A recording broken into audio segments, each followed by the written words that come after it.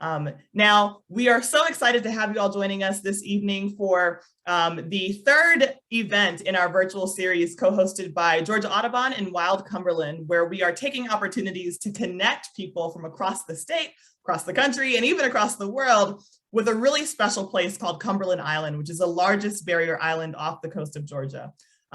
Georgia Audubon is stationed in Atlanta, Georgia, but we serve the entire state, and our mission is to build places where birds and people thrive. And we do that through conservation science, education, and community engagement. And this is one of those forms of education and community engagement, connecting people with the science and the wildlife that's happening across our state. And our co-host, Wild Cumberland, is also here with us. And Jessica Howell-Edwards is here. And I'm going to pass the mic over to Jessica to tell you a little bit about Wild Cumberland, as well as kind of open the door to Cumberland Island before we introduce our guest speaker this evening. So Jess, I'll pass it to you. Thank you so much. It's such an honor to be here, and we are so grateful to Georgia Audubon and for Mark Dodd with the Georgia Sea Turtle Program for being here tonight, and for all of you tuning in from wherever you are. Thank you for taking the time to be with us tonight. Here are just a few facts that I can share with you for those of you who may not be familiar with Cumberland Island and all that it offers. I'm going to share my screen, and well, I'm getting old, so I hit the wrong button, but I am going to present now my screen. And as Karina mentioned, Cumberland Island is the largest and southernmost barrier island on the state of Georgia. It is literally at the state line between Georgia and Florida and offers undeveloped shoreline of almost 17 miles. There are no paved roads. There is no vehicular bridge, and it is accessible to all of you, to the public, by boat. This particular area is managed by the National Park Service, and excuse me, more than 20,000 acres of the island were designated as wilderness and potential wilderness in 1982. It's really significant because there's less than 5% of our nation that's afforded this level of protection.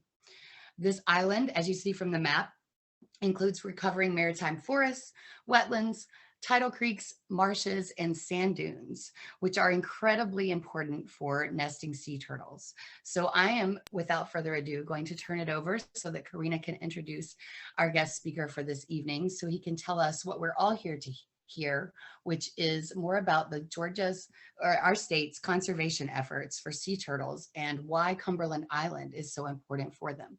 You can learn more about our organization at the link below, and thank you. Thank you so much, Jessica.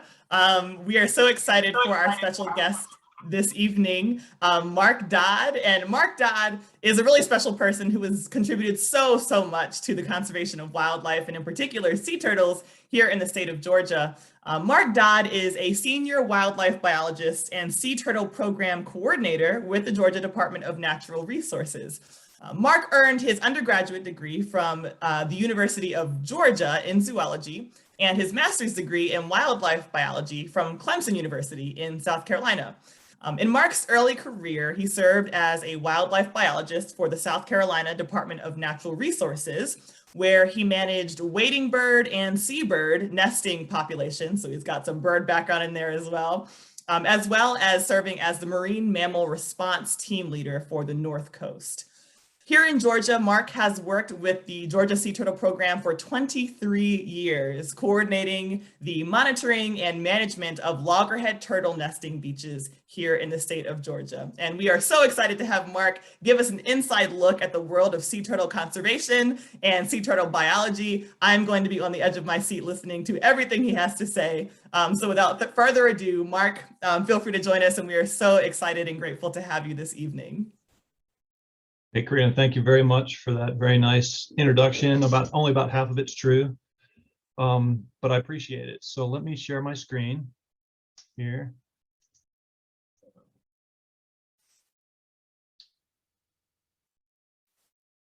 Okay, can you see that, Karina? Are we good? Looks great. Okay, great. So tonight I'm going to talk a little bit about loggerhead conservation in Georgia. Let's see if I can make it actually. There we go. And the main topics I want to talk about, I want to talk really briefly, quickly about what is a loggerhead turtle. a little bit about their natural history. We'll talk about what we do in Georgia to protect loggerheads, and then more specifically about the loggerheads of Cumberland Island National Seashore. So what's a loggerhead? Well, a loggerhead is what we call an ancient marine reptile.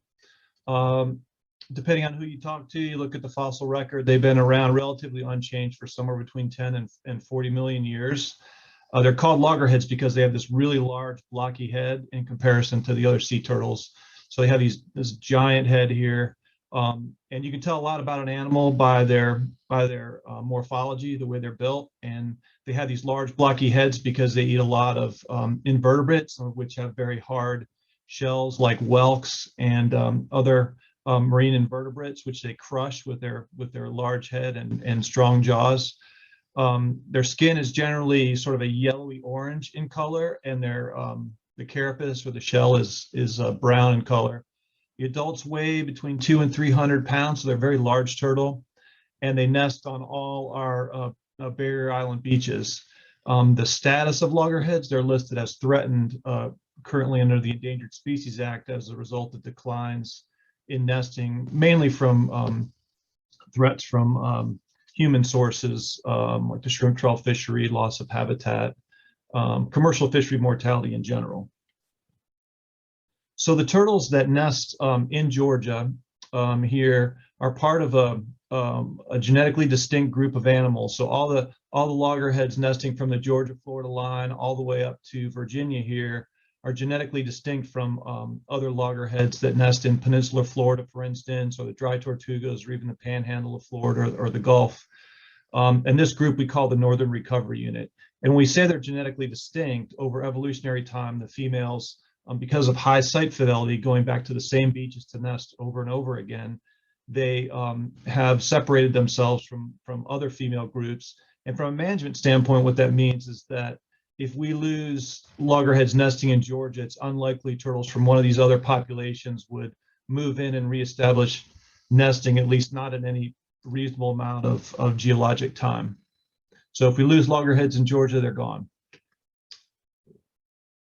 So the life cycle of a loggerhead is pretty incredible. It starts at night on a dark Georgia beach, usually between May and August.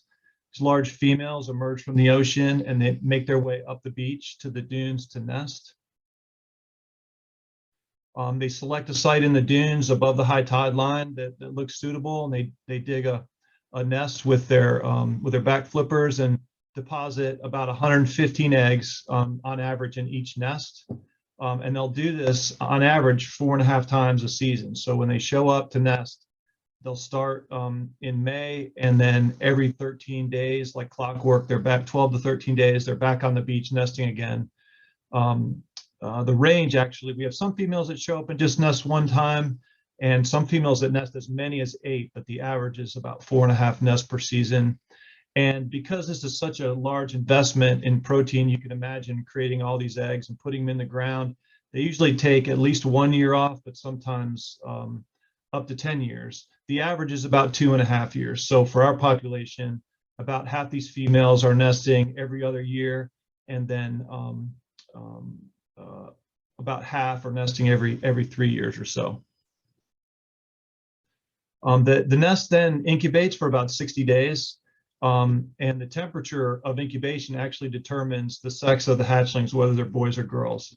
So if it's very hot in the nest, you get mostly female hatchlings, and if it's cool, if it's a nest that was deposited early or late in the season, you might get more males coming out of that nest. And so they incubate for about 60 days. They hatch more or less synchronously. They all make their way toward the surface as a group. Individual turtles, small hatchlings, are really not strong enough to make their way to the surface on their own. So as a group, they make their way toward the surface, and then the primary cue they use to emerge is temperature, and that ensures that they primarily emerge at night. And so this is just a photo of some hatchlings coming up through the sand out of the nest. This is some of the plastic protective screening that we put on nests to protect from predators. And they make their way to the ocean.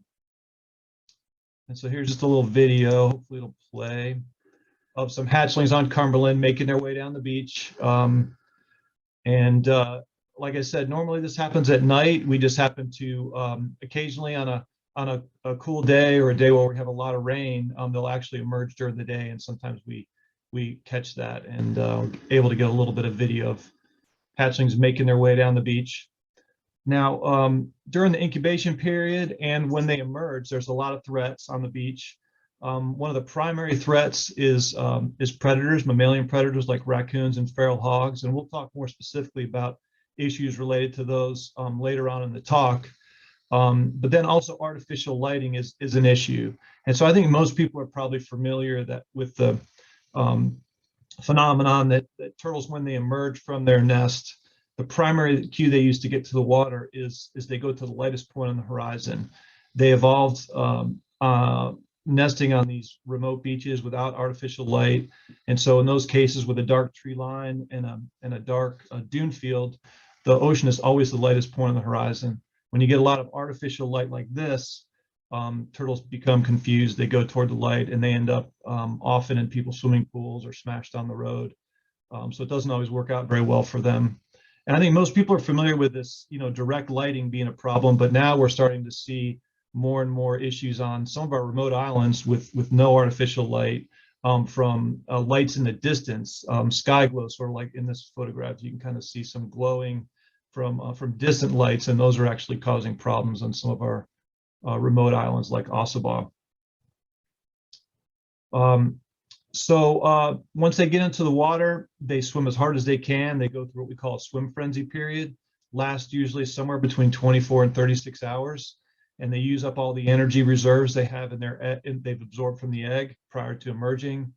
And then they sort of run out of gas and they just become planktonic. They're essentially little pieces of driftwood, and they're at the mercy of the currents and the winds offshore. And if they're lucky enough to get past all the predators and get out there, then they become associated with these floating mats of brown macroalgae called sargassum weed. And if any of y'all have ever been offshore, been lucky enough to been in a boat offshore and seen these weed lines, it's a really neat system with lots of biomass. There's lots of fish and little invertebrates and crabs and fish and things that live in this sargassum, and those small hatchlings are really well camouflaged, and so they're able to kind of hang out here. And in fact, they'll spend the first 13 to 15 years of their life living on the surface, associated with these sargassum mats within the top 3 meters of the water column. Down here in the corner, you'll see this is something I just pulled off of the Windy site a couple days ago, and this is just the current systems in the North Atlantic. And these sargassum weed lines are generally associated with the edges of these current systems. So where you see a current system here, and kind of the edge of it is where you're going to find a lot of these sargassum mats that are used by sea turtles. And so in the North Atlantic, we have this current pattern you can see the Gulf Stream coming out of the Gulf of Mexico across the North Atlantic toward the west coast of Europe. The Canaries current comes back down the west coast of Europe and Africa, and then the North Equatorial current comes back across the Atlantic. So you get this general circular movement of water in the North Atlantic, and small turtles, hatchlings that come off beaches in Georgia often become entrained in this system and can be found out here in the warmer waters in the North Atlantic.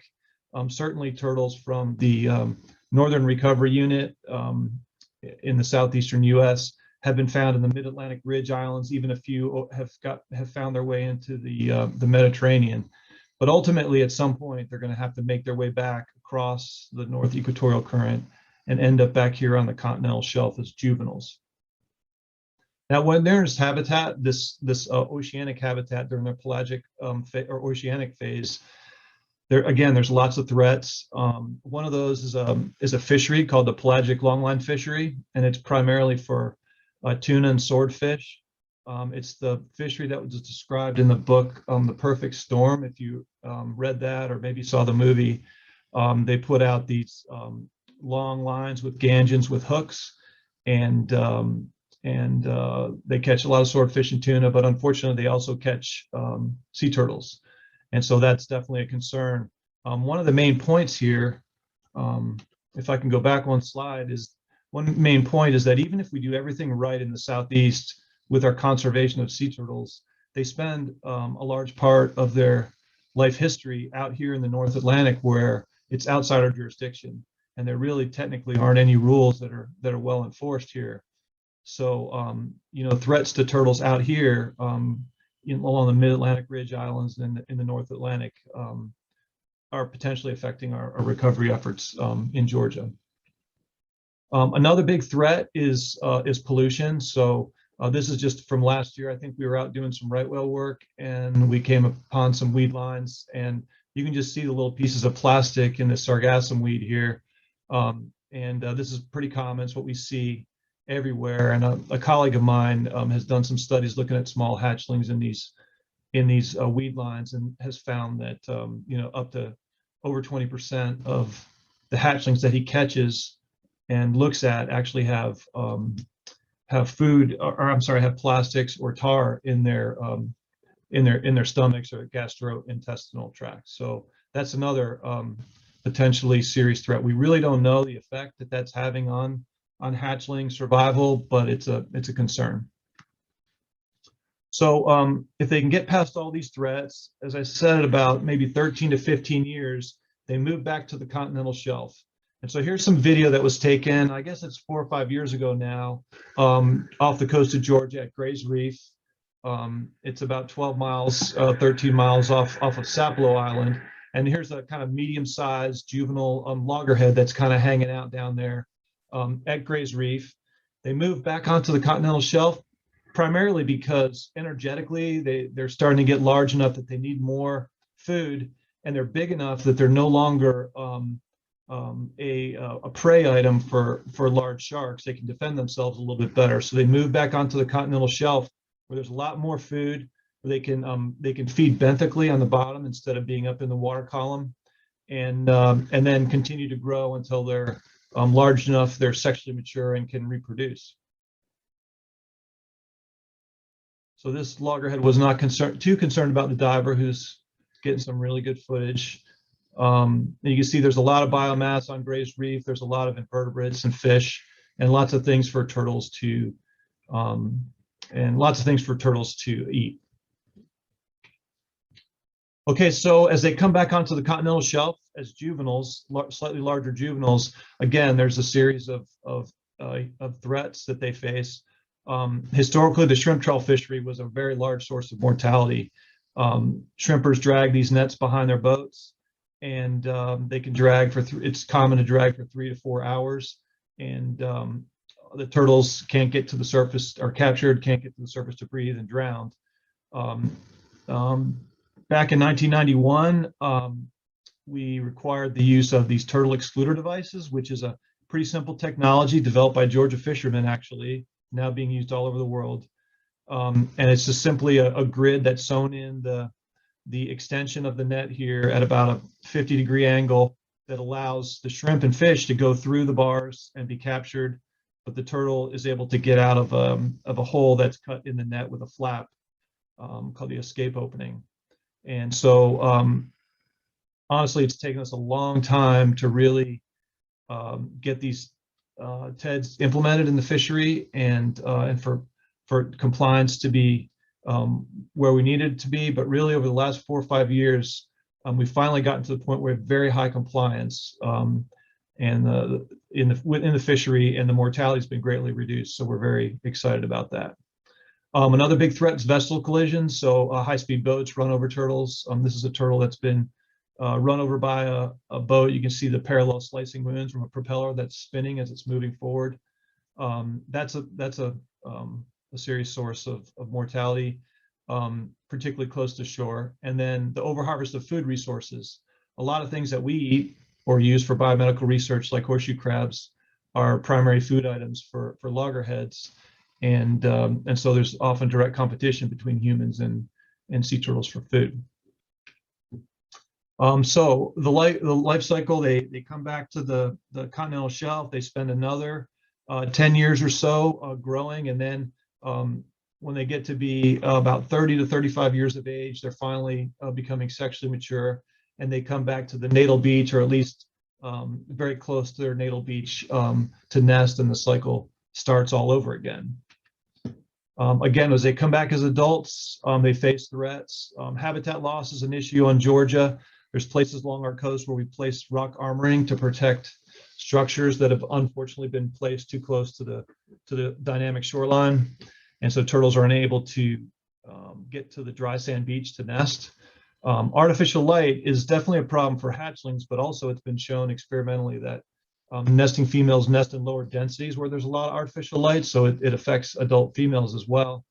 And then we've tracked a large number of turtles that nesting females from our own beaches, and we know that once they get done nesting, this is a track of my favorite turtle, Aurora, who I'll talk about later, who we tagged on Cumberland. And when she finished nesting in 2004, it took her about 7 days to get up here past Hatteras, and then she spent the rest of the summer off the coast of New Jersey here, presumably because there's a lot of food for loggerheads. But during these travels, she is encountering a large number of fisheries, including pound net fisheries, gill net fisheries, and other trawl fisheries in the mid-Atlantic. So again, threats for adult. Once you become an adult, you're not safe. There's still a lot of threats out there.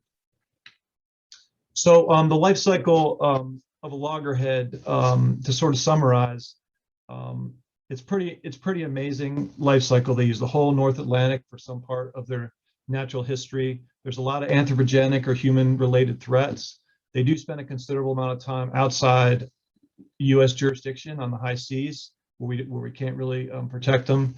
And overall, they're a species we work with because there's just a very good indicator of the health of the ocean ecosystem, because they use the whole North Atlantic at some point during their life history. So, so what do we do in Georgia to try to conserve sea turtles? Well, really, our program has three main components, and those include nest protection and management. We monitor at sea and try to mitigate at sea mortality, and we do research related to these other two main goals. So nest protection and management in Georgia started a long time ago. We have a long history of conservation. In fact, it started on Little Cumberland Island, which is within the boundary of Cumberland Island National Seashore. And Dr. Jim Richardson, shown here, he's professor at University of Georgia who retired 3 or 4, maybe 5 years ago now. He started first working with loggerheads in 1964. And actually, when he retired, he sent all his notes to me, all the field notes since 1964. And so I can't share my camera, but I've got stacks of records here from Little Cumberland taking up half my office, so I'm slowly going through. So Jim first started noticing that there was issues with turtles back in '64 when he first got on the beach as a young grad student. And now we are relying on a group of federal, state agencies, private groups, volunteers that help us with sea turtle conservation. And Jim started this group called the Georgia Sea Turtle Co-op, which we've continued, and that the Georgia DNR now coordinates. We have 13 nest protection projects, and it includes a lot of partners: the National Park Service on Cumberland Island, Fish and Wildlife Service, which there's national refuges on the Georgia coast, including Wausau and Blackbeard Islands. So we have this large group of folks that help us with nest protection. Basically, every morning at dawn during the nesting season, we have people on all our beaches. They're going down the beach looking for signs of sea turtle nesting activity. We use a variety of field signs to determine if a species, or I'm sorry, if a turtle has nested. On Cumberland, they're lucky because the access is pretty good to the beach, and so they're able to go up the beach in a truck with all their gear to find all the turtle nests. Some of our beaches we have really poor access, so we have to, in some cases, we have to bike and wade across small tidal creeks to cover the whole beach.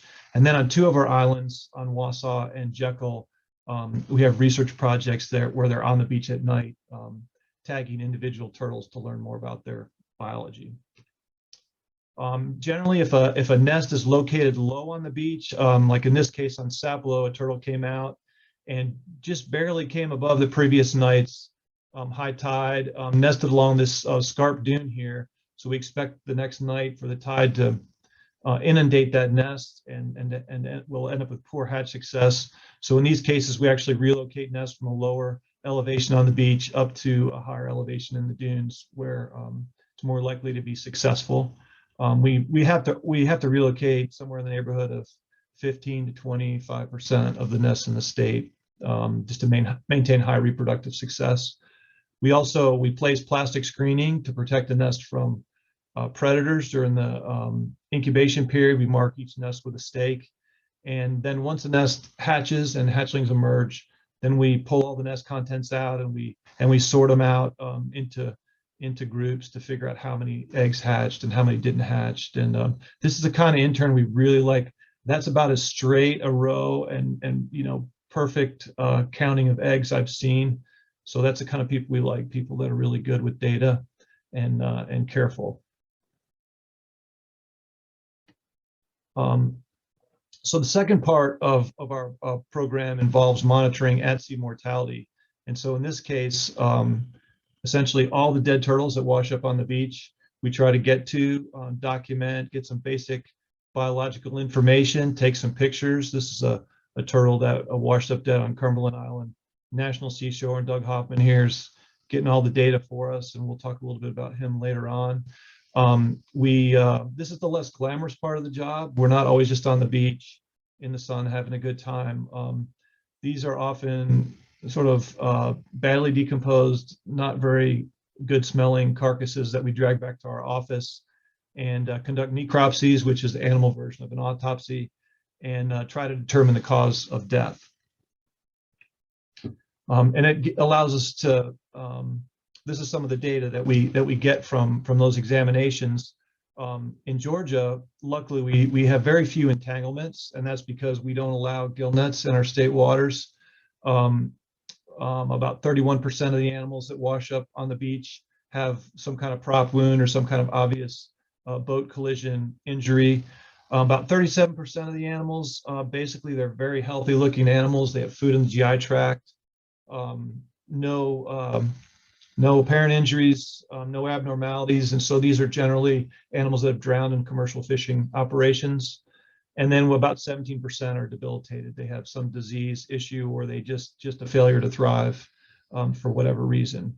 So those are the main causes of death that we see in Georgia. And then we have a research component. And so we're looking at all different aspects of threats to sea turtles and generally trying to assess that. In terms of our nest management, we're always monitoring how effective that is. So we're randomly applying management treatments to nests on certain islands to make sure that what we're recommending, what we're doing is actually helpful. We spent a lot of time tracking sea turtles during the nesting season, trying to figure out how shrimp trawlers were interacting with sea turtles. We've also, one really fun project we did was looking at how boat collision injuries occur and how to minimize those. So we got to, we had a bunch of dead turtles that we kept in our freezer, and then we worked with professors at Georgia Tech to build some artificial turtle shells. And we ran those over with boats at different speeds, different depths in the water column to try to see the best way to minimize boat collisions.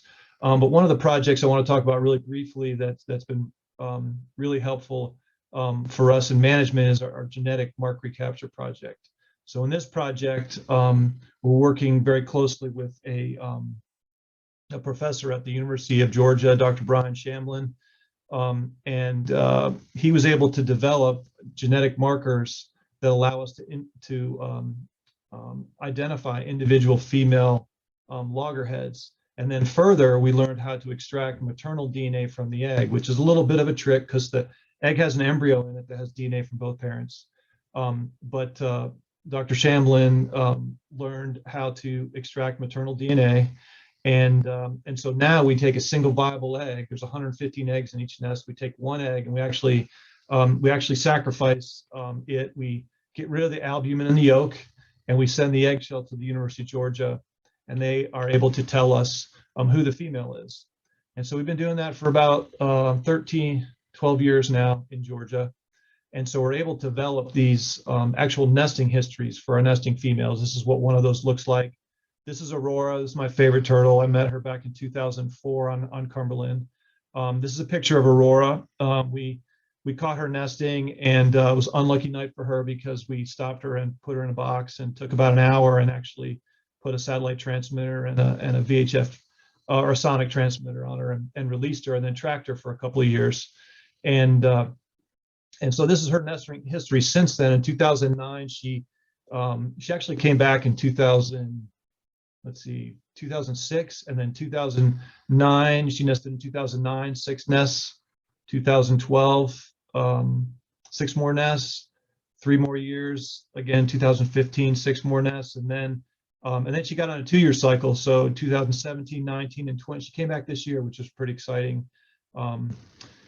She's one of my favorite turtles because she's a really big, really pretty turtle. And when we put the transmitter on her, she transmitted for 2 solid years, and we really learned a lot about loggerheads from her. This is a map of all her nests that we have during all this whole period from 2004 to the present. And she's obviously a Cumberland girl. She loves the north end of Cumberland. This is Little Cumberland Island up here, and then this is the north tip of Cumberland. This is North Cut for any of y'all that are familiar with Cumberland Island. And so with this information, we're able to learn a lot about site fidelity, number of nests per season per turtle, and really one of the ultimate uses for this.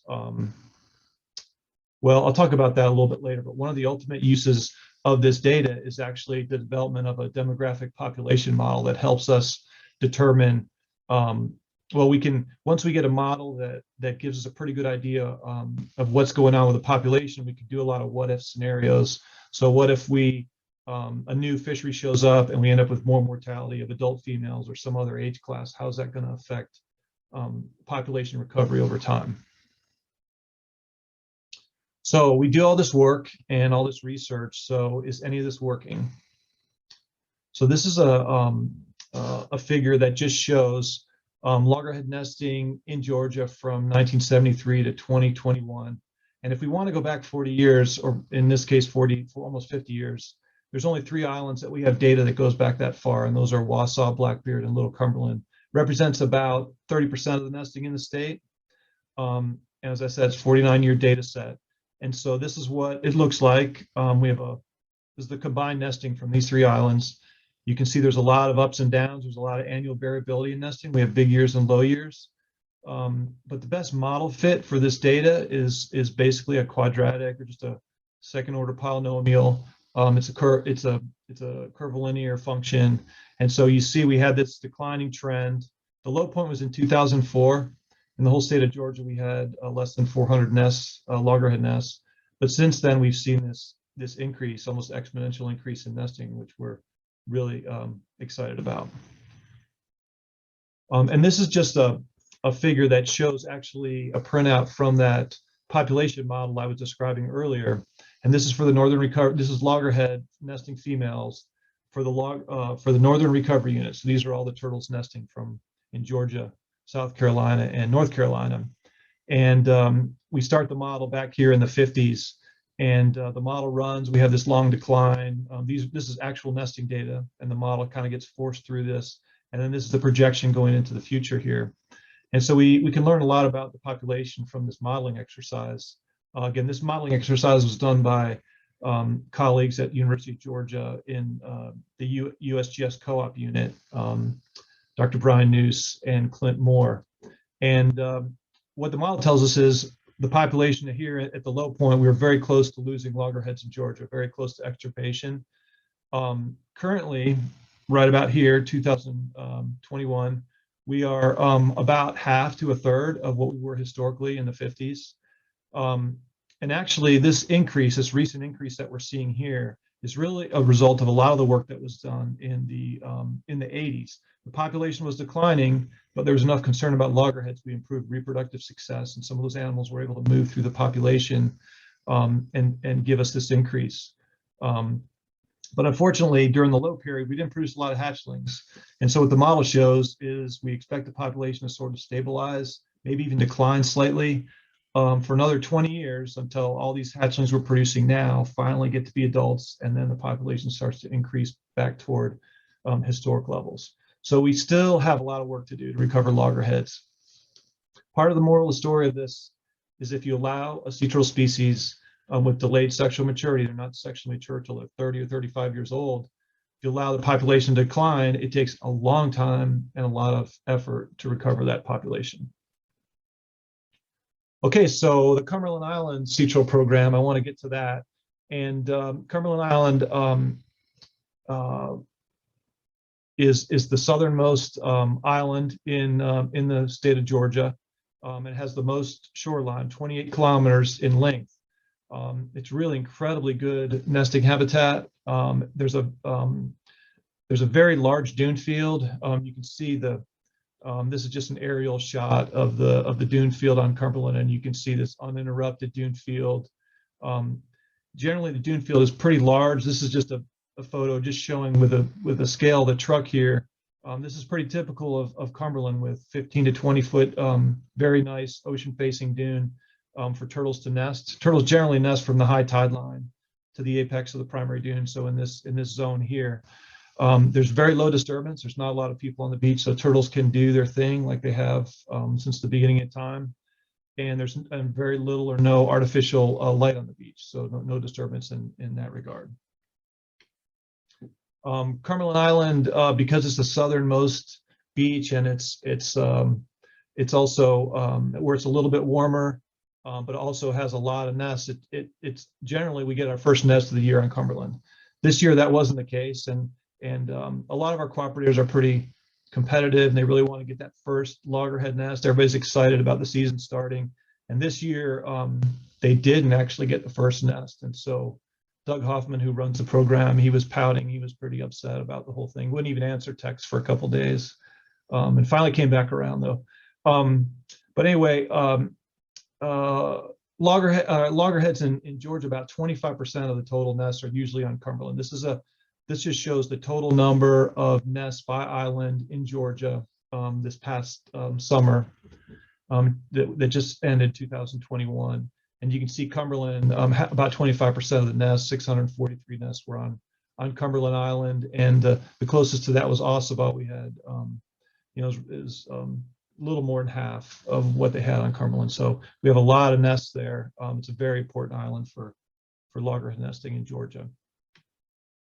This is what the trend of nesting looks like for Cumberland, and it's pretty similar to what we see statewide, which is since that low point back in 2004 here, we've seen this exponential increase. It's about, over the whole time series for Cumberland, it's about 2.5% annually. There was one year in 2019 was our last really big nesting year, and we had over 1,000 nests on Cumberland, which is pretty incredible. Generally, there's just two seasonal folks that are responsible for running the whole beach, and they had their work cut out for them that year. They spent a lot of time and energy on the beach, locating every nest and monitoring those nests, and ultimately determine the reproductive success. So when you talk about the Cumberland Island Sea Turtle Project, there's really two people that have had a really profound effect on the program out there. Certainly, there have been a lot of people, seasonal folks, over the last 35 years that have gone through the program and put in a lot of work. But one guy who's really had a profound effect is Doug Hoffman, and he's the wildlife biologist who is in charge of the project. Just to get an idea how important he is, this is a figure showing the numbers of completely lost, depredated nests to mammals, sea turtle nests lost to mammals on Cumberland Island from 1992 to the present. And you can see that back in the 90s, there was a lot of issues. We were losing a lot of nests to predators, not uncommonly over 50%. And the worst year we had was in 2000, where 67% of all the nests deposited on the beach were eaten by either raccoons or feral hogs. So that was a big concern. I think actually the Park Service was sued by Wild Cumberland because they weren't fulfilling their obligation to protect endangered species. So Doug Hoffman gets hired, and he shows up. First year, he gets predation down to about 15%, and ever since then. So this is pre-Hoffman, post-Hoffman. So it's not that often where you can look at a data set and see where one person has had such an important impact on the population. So he's reduced the feral hog and raccoon predation dramatically. He's also extremely helpful for us. He does a lot of necropsies of dead animals. And Cumberland Island is not the easiest place to get to. And so it's really helpful for us when he's out there collecting that information as well. He's a basic maniac. He works a lot of hours and has had a pretty important impact on the program. The second person I want to talk about is Carol Ruckteschell. And so Carol has been on the island for over 40 years and first became very concerned about, she's a naturalist and someone who's been involved in sea turtle, biologist, naturalist, and has been involved in sea turtle conservation since the 70s. She moved onto the island, started noticing a lot of dead turtles on the beach, began doing necropsies, and ultimately started to realize that the shrimp trawl fishery was drowning a lot of animals. She was documenting that.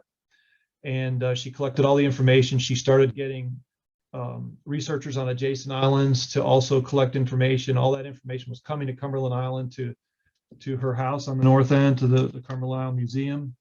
And ultimately, after a few years, the National Marine Fisheries Service realized how important the data was and ended up establishing what we now call the Sea Turtle Stranding and Salvage Network, which is a program that monitors dead turtles washing up on beaches from Maine all the way around the Gulf of Mexico year round. And so Carol was the one who started that program. And she runs the beach. She's run the beach once a week for over 40 years, documenting everything that she finds. So it's really an incredible data set. This figure just shows stranded turtles in Georgia, giving you an idea of the relative magnitude of the mortality. Back in 1980, we had over 800 dead turtles a year washing up on Georgia beaches. A lot of that was the shrimp trawl fishery. And since then, we've seen this declining trend. Now we're down to right at 100 sea turtle strandings. So Carol is really an important person also in the history of the program out there, and is still active and helps us with necropsies to this day. So I guess to conclude and to summarize, all the work we've done with loggerhead sea turtles in Georgia, some of the main things we've learned, we came very close to losing loggerheads as a species in the early 2000s as a result of a lot of hard work of people, including on Cumberland Island. The loggerhead population is in a recovery period. We still have a lot of work to do. We predict at least another 20 years of intensive management before we might consider loggerheads recovered. So with that, hopefully I didn't run too long here. Karina, maybe we can turn it over for questions. Yes, absolutely. Mark, that was incredible. Thank you so much. And it truly is so encouraging to be able to see not only a documenting of the decline in the case of a species of conservation concern like the loggerhead turtle, but to be able to see the positive impact that these efforts have had, because I think a lot of times we do feel this sense of dread or hopelessness in conservation looking at biodiversity issues. But right here on Cumberland, we're seeing the direct impact of the work of people like yourself and Carol and the other folks that you mentioned who are doing so much incredible work, Doug, on the island and to protect sea turtles. And so we do have several questions in the Q&A, and so I'm going to, as quickly as I can, go through them so that you can answer them. Let's see here. So to start, Rachel asked, do you think, this is an interesting one, do you think an increase of imports and cargo ships have had a large impact on sea turtles? Well, it's a good question. Most of the turtles that we find with boat collision injuries are sort of smaller recreational vessels. So in terms of boat collision injuries, we think sea turtles generally are fast enough to and aware enough to get away from ships. So we don't believe that issues related to large ships and increases or decreases in shipping would have an effect. Okay. Now, And related, I will say though, the dredging issue is something that, so maintaining the channels themselves, so the ships themselves aren't an issue, but the maintenance of the channels is something that's of great concern. And we're currently dealing with a situation where the Corps of Engineers is trying to dredge channels during the summer when our nestering females are here. We know they use the channels during the internesting period in between nesting attempts. And so we are very concerned about that. Yeah. And related to that, someone asked, so for those of you who don't know, a large cargo ship overturned between St. Simon's Island and Jekyll Island. Is that having an impact that you can detect on sea turtles nesting? Well, it's not nesting or really in any other way. Obviously, we were pretty concerned about the golden ray when it went over onside in St. Simon's Sound, and we have had some oil releases, but we've done a lot of surveys, a lot of aerial surveys and boat work, just to make sure that we weren't seeing turtles that were suffering from the effects of oil becoming, well, that and also, we've monitored the beaches very carefully, both for strandings and turtles that might be, have issues with oil, and we really haven't seen any effects at all with sea turtles. So that's been good. We've been monitoring pretty closely, so we feel pretty good about that. Awesome. Thank you so much for that. David asks, very impressive information with increases noted. Is it matched in South Carolina and Florida? And the coast's kind of on either side of ours. That's a good question. So that Northern Recovery Unit, we're all seeing a very similar trend in nesting. It's all increasing. In the Peninsular Florida population, really, they're not seeing the same increase. Really, with none of the other recovery units are we seeing a statistical increase in nesting. So there's definitely concern about those populations. The Peninsular Florida population is much larger than ours, but we have not seen the corresponding increase that we've seen with our population. So yeah, there's still concern about dry tortugas, Peninsula Florida, and the Florida Panhandle, what they call the Northern Gulf Recovery Unit. Awesome, thank you. Yeah, that's good to know. Someone asked, do you think there was an increase since the pandemic and a lower number of visitors to the island? Sorry, say that again. Do you think there was an increase in like sea turtle hatching success since the pandemic with maybe a lower number of visitors to the island? Well, it's kind of funny because we, initially when people were kind of stuck at home because of the pandemic and a lot of places were closed down, we thought, oh, this is going to be great for turtles because there's going to be nobody on the beach. But the opposite really happened. People were stuck at home, and we had a lot more people on the beach. They had time. They were out in the fresh air, away from other people, and so. Although it's really just sort of anecdotal, we don't have any hard numbers, but it appeared that over that time we actually had an increase in people on the beach and a little bit more disturbance. In Georgia, we're lucky because there's only a few beaches that people can drive to and actually go see turtles nest easily. Jekyll Island being one of those. But in those places where they had access to the beach, there was definitely seemed to be an increase. Yeah, I suspected that might be the case. And someone actually asked for St. Simon's Island, is it low in numbers for nests because of the development of that island? Yeah, we think it's a whole number of things. One is the disturbance, number of people on the beach at night. There's a natural feature that right off the front beach of St. Simon's, you've got a large sandbar, which turtles tend not to like to go over a sandbar and then come up on the beach to nest. They like sort of a deep water approach. And so that's definitely, I'm sure, has some effect as well. But yeah, this year we only had one nest on St. Simon's, and in our big years we might get 12 or 15 nests. So it's definitely a place where we don't get a lot of nesting, and it's a lower density than we might expect given how much beach is there. Wow, yeah. Hope asks, you said that shrimp trawling was one of the major causes of sea turtle stranding. How did you work to prevent this or mitigate the problem?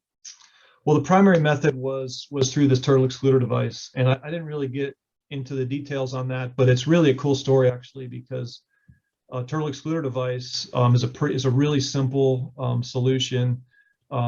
It's real simple technology. It was developed by a fisherman from Darien named Sinky Boone. He passed away a few years ago now. But this is over time, they developed this piece of gear. It was implemented in the fishery. At first, it was not well received by shrimpers, but now it's been accepted. And now, in fact, you can't import shrimp into the United States, wild caught shrimp, unless you can prove that it was caught in a net with a TED in it. And so some of our colleagues, from NOAA, they actually go to other countries. They go to the docks. They make sure that the shrimp boats have TEDs. And so this is a technology that was developed in Georgia. It's been exported all over the world, and it allows them to continue to catch shrimp and for the turtles to actually get out of the trawl net. That's incredible. And I've heard so much about turtle exclusion devices, but I had no idea that it was developed by a fisherman from Darien. So that's really cool to know. It hasn't been a simple process. It's taken literally 30 years. And the initial designs, the opening size wasn't large enough. Compliance was very low until recently. Until really 5 or 6 years ago, we still had maybe 20% of the boats we got on had TEDs that were improperly installed and would have resulted in turtle mortality. But in the last couple of years, we've had almost 100% compliance, and we've seen a corresponding decline in stranding. So it's really, really great. Wow, that's incredible. Joyce, along with some others, asked about the spaceport. So Joyce asked, now that it's known that lights on the horizon affect both hatchlings and adults, is there a renewed concern over the possibility of a spaceport directly behind Cumberland Island, the Camden spaceport? Well, there's definitely concern. Yeah, I mean, I think the DNR, that was part of our comments on the issue. Certainly, Cape Canaveral is a place where we have documented there's a lot of lights associated with the launches, and we've documented this misorientation of hatchlings at a pretty great distance from the launch pad. So yeah, that's definitely a concern. I think currently the status is that the applicant is going to develop a lighting plan that's turtle friendly. We haven't seen that plan, but that's what we've been told. Okay, I am also interested to see that plan. Mary asked, are there efforts on the island to hunt feral hogs, and is that an effective management approach? That's definitely part of it. Yeah, there's public hunts on some of the islands, and then we have people that we bring out just to remove hogs that are specifically on the beach and getting into turtle nests. Okay. Yeah, with the raccoons, the plastic screening is pretty effective. They have a hard time getting through that, but feral hogs are pretty big and powerful, and they can often just rip the screens right off, so they're not always effective. And so so removing hogs is definitely something that is part of the overall program. Wow. We'll take a couple more questions here. Elisa asks, what happens to male loggerheads? Where do they go? That's a good question. We don't know that much about the males. I mean, literally they leave the beach as little hatchlings and we don't see them again. We're really lucky that the females come back to us as adults, and we can learn a lot about them. The males, we know that the males they're solitary, they're offshore. Certainly in the springtime, prior to the nesting season, both the males and females show up off the nesting beach, and mating occurs in late April, early May, and so occasionally we'll see some males hanging around, but we really don't know that much about them. It's just something that we have a hard time finding them and catching them and tracking them. So not much is known. Wow, that's incredible. You mentioned horseshoe crabs as a prey item for the sea turtles. Someone asked, how is the horseshoe crab population doing in Georgia? Since of course they also have a relationship with the bird populations, and a lot of species are depending on them.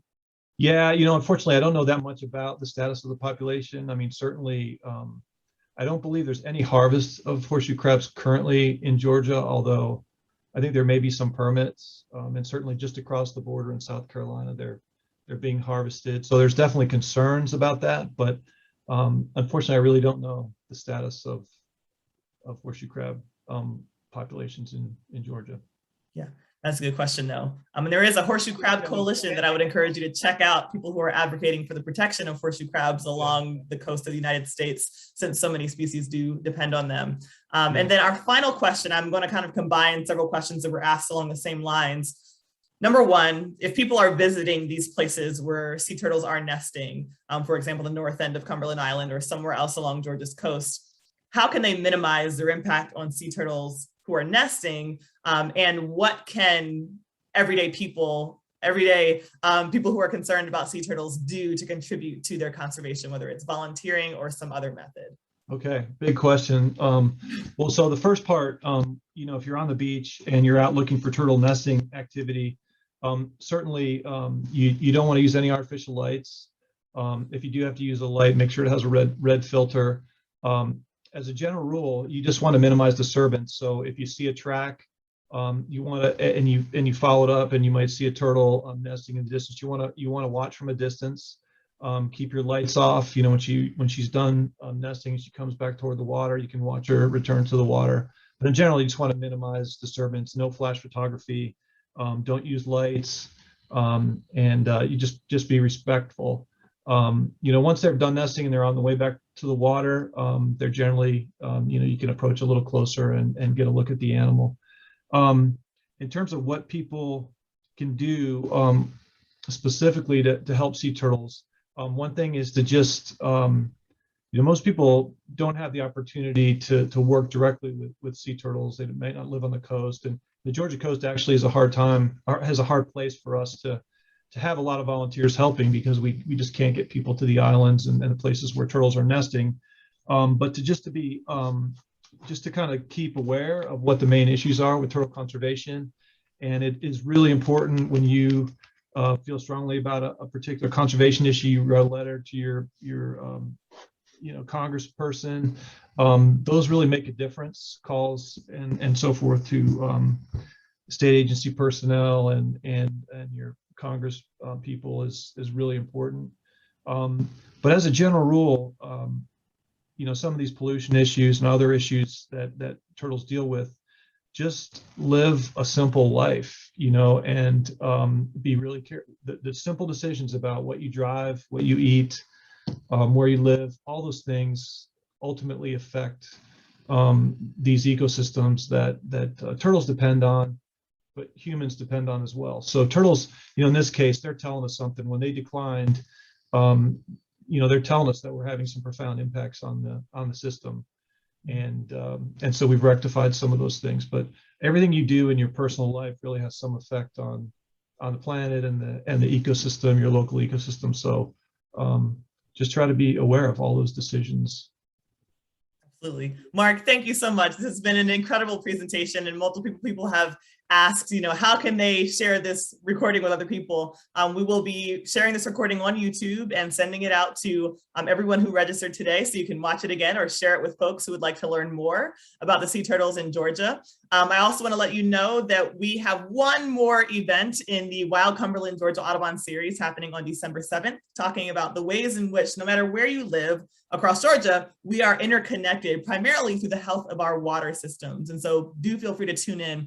Mark, we cannot thank you enough. This was fantastic. I learned so much, more than I ever had in one sitting, about sea turtles. And Jessica, I'll open the floor for you to just give your closing remarks. And with that, we will wrap up today's event.